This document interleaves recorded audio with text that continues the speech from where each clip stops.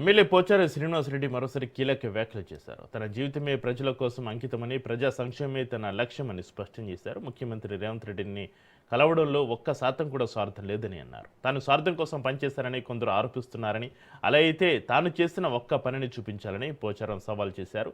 బీర్కూరులో తాను మాట్లాడిన మాటలో ఎలాంటి రహస్యం లేదని స్పష్టం చేసిన ఆయన ప్రజల కోసం పోరాడి సాధించుకుంటానని అన్నారు.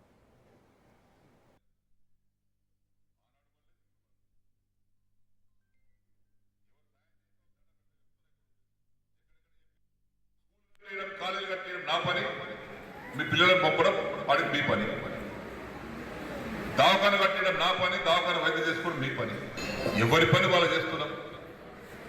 నేను ఎక్కడ రాజీ పడను. నియోజకవర్గ అభివృద్ధి కోసం కానీ నా ప్రజల కోసం కానీ ఎక్కడ రాజీ పడను. ఆనాడు వల్లేదు, ఇప్పుడు పడను.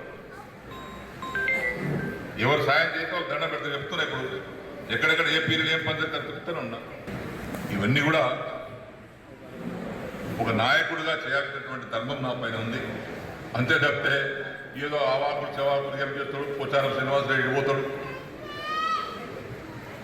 నాకే మంత్రం రాదు, తంత్రం రాదు. ఉన్నది ఉన్నట్టు మాట్లాడతాక వస్తుంది నాకు అంతొకటి.